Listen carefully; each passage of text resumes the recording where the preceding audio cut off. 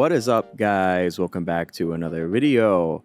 Every YouTuber ever intro.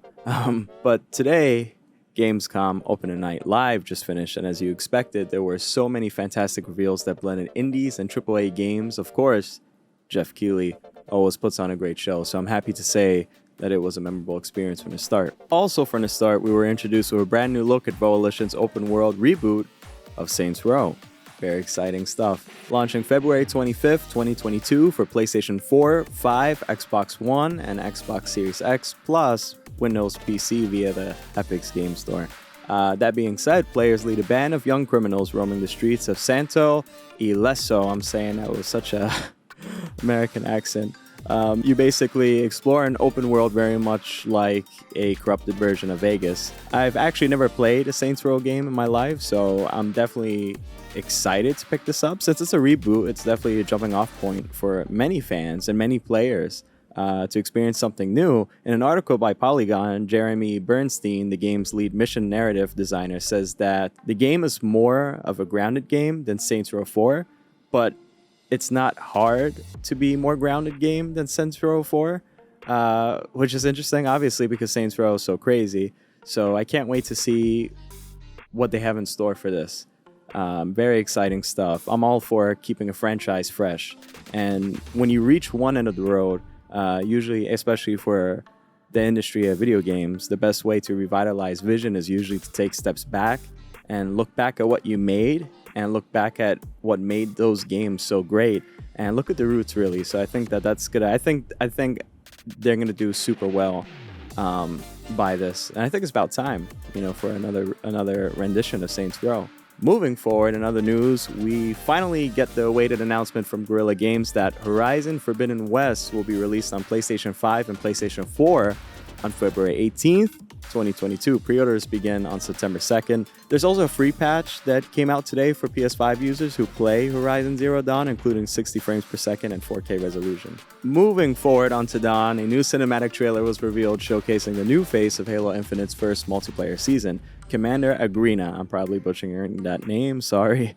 But in the video's description of the trailer, it states desperate resistance efforts have continued to fall short on multiple fronts, from Cortana's relentless martial law to the expanding power and ambition of Atriox and the Banished. But there is hope.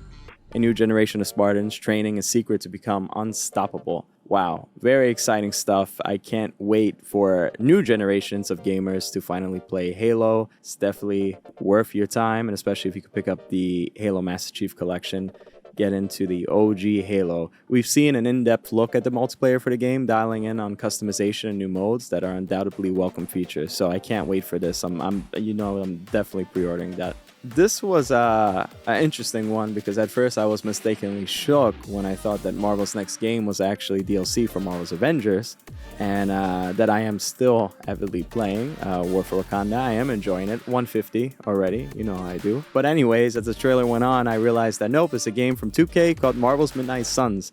Nonetheless, it still looks really cool. Definitely has a vibe going on. It's basically a turn-based RPG with similar mechanics to the XCOM franchise. I mean, the game is being led by Jake Sullivan, who's credited for working as the designer of XCOM Enemy Unknown and XCOM 2. So, again, very cool. Maybe I'll try it. It's reaching plenty of hands, so maybe I'll even try it on Switch. I don't know. It'll launch on Nintendo Switch, PlayStation 4, PlayStation 5, Windows PC, Xbox One, and Xbox Series X in March 2022. IGN actually has an in-depth preview, so check them out after this video to see some gameplay. Call of Duty Vanguard gave us a warm and generous welcome to some gameplay. Like Call of Duty World War II, developed by Sledgehammer Games, you get to delve into the horror of the Second World War and everything that it has to offer. This title centers around the origins of the first Special Ops Forces. Good to note, actually, that the talented Laura Bailey will be voicing Polina Petrova. And the game is set for release on November 5th on PS5, PS4, Windows PC, Xbox One, and Xbox Series X. You could actually pre-order now and get early access to the alpha, which will be available to play on August 27th at 1 p.m. Eastern Time and end on August 29th at 1 p.m. Eastern Time. I hope a lot of people are interested in Sifu, actually. I'm intrigued by it. I really like the art direction they're going with it.